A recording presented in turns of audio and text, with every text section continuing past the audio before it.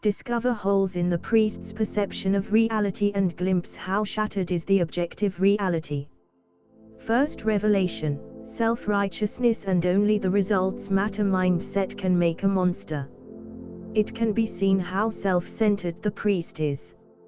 As mentioned, he views people like tools, lesser beings, who can be shaped and controlled as he needs. Moreover, he has no problems even to get rid of a very loyal ally for own benefit, but flips out when a guard does a much lesser version of it.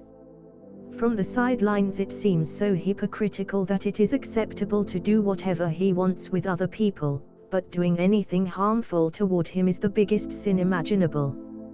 Although from the priest's perspective it is perfectly logical, perceiving himself as special, the chosen one, because is capable of leading humanity to heaven. His crimes are the cost for the greater good, but opposition to him is an obstacle for humanity to have a better tomorrow. Second revelation: each quality has two sides. It cannot be underestimated that he truly chooses to be that way.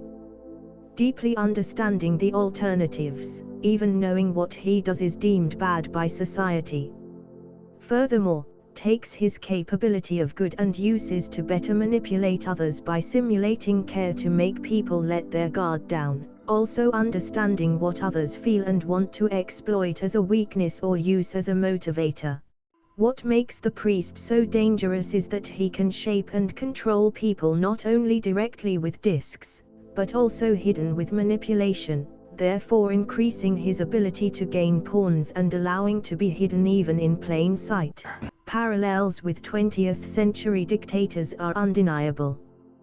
They too rallied people with promises about a better future, used force to silence opposition, the most despicable acts justified with the greater good, etc., but we know how it ended.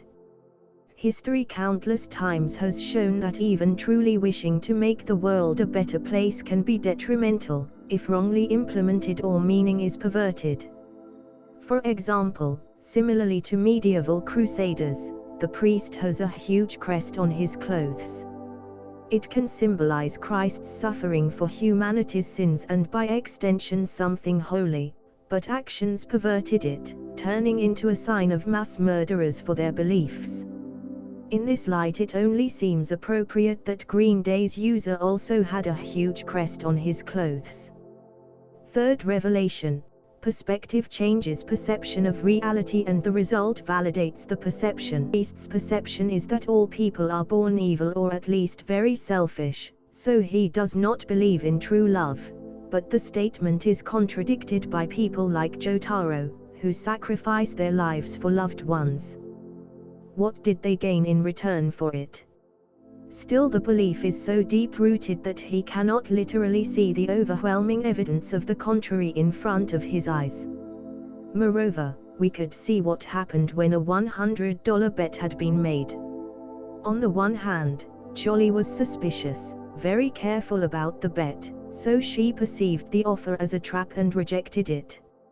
On the other hand, FF was trusting, seeing it as easy money and accepting.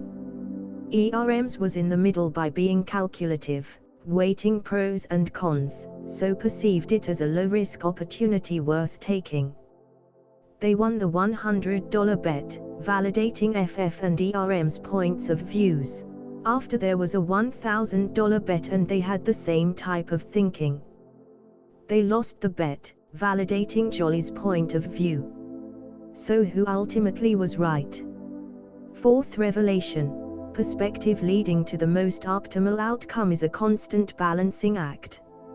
Neither was ultimately right. The most optimal choice was to act like FF and ERMs by accepting the $100 bet, but afterwards like Jolyne, rejecting the $1,000 bet. Knowing when to utilize the opportunity and when to stop. Similarly might be with responsibility for people's actions.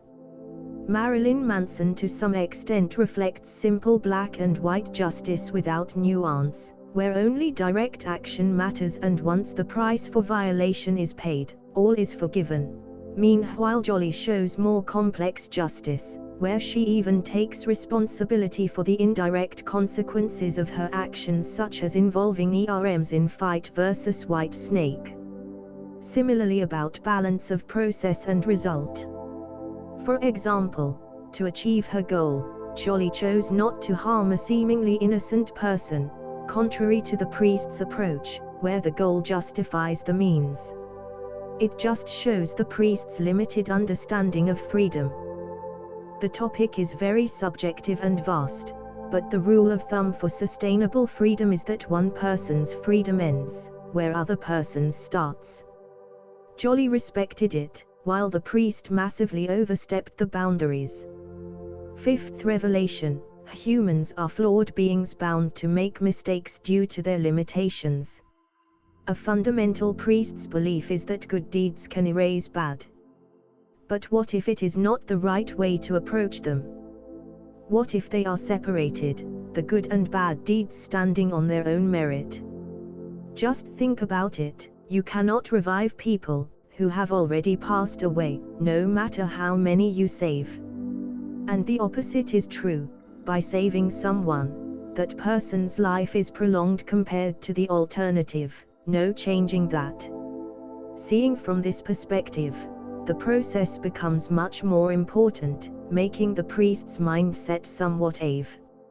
Seeing this way, you might even think that the villain's motivation makes no sense. Even if he will obtain heaven, it will not change what he has done. All that blood will not be washed away, and the priest still will be a monster. Very vague spoilers. The reason why he so strongly holds to this belief even in face of contrary is deep-rooted in a flawed human nature. As a side note, that is why Batman's rule of not killing makes so much sense.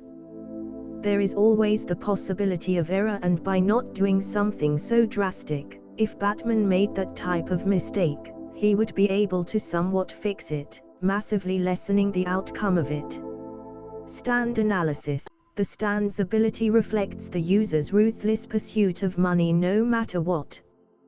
The power of Emporio's burning down the house shows that he is stuck in the past, such as what happened to his mom. Otherwise he could easily get out of the prison and have a comparatively normal life. Weather report. The stand and the user shares the name, showing that his connection with the past even stand as his identity. The ability reflects huge power to influence, shape the world. The power of Langraglar's jumping jack flash shows his airheadedness, tendency to ignore laws of society. Geeking out. JoJo can make anything into a suspenseful game of life and death. With mind games, for instance, the first win was easy, in order to make ERMs let her guard down. Not to mention informational warfare. For example, after a guard caught the ball, Jolyne clarified the rules, subverting the presumptions. We even see why spamming one move is a bad idea. Nevertheless, we see the return of the greatest hits such as Dio's and Diavolo's tactic, and Jolyne using the same string trickery she used versus Joglio. The priest counted prime numbers as a technique to calm down. It is similar to the breathing technique reminding Hamo from part 1 and 2. Weather report used genius level move to detect enemy stand user. You can play event bingo, because also in these episodes are repeated themes such as Jolyne trusting other people, abuse of prisoners, money's role in prison, etc. Established things are not just forgotten, but constantly have tangible impact. For example, bribing guards during the bets. Spoiler full section. As Dio says, true happiness is not material, but it is in perception of reality, being content about past, present and future. The goal itself was very noble, but sadly the approach was very misguided. How many people perished to obtain made in heaven and during accidents caused by the acceleration? Moreover, even if it was achieved, only a part of people would feel more peaceful knowing their fate and seeing that they are slaves to destiny. Others would be more stressed, because they have lost blissful ignorance, ability to make a better future. We can see that both desire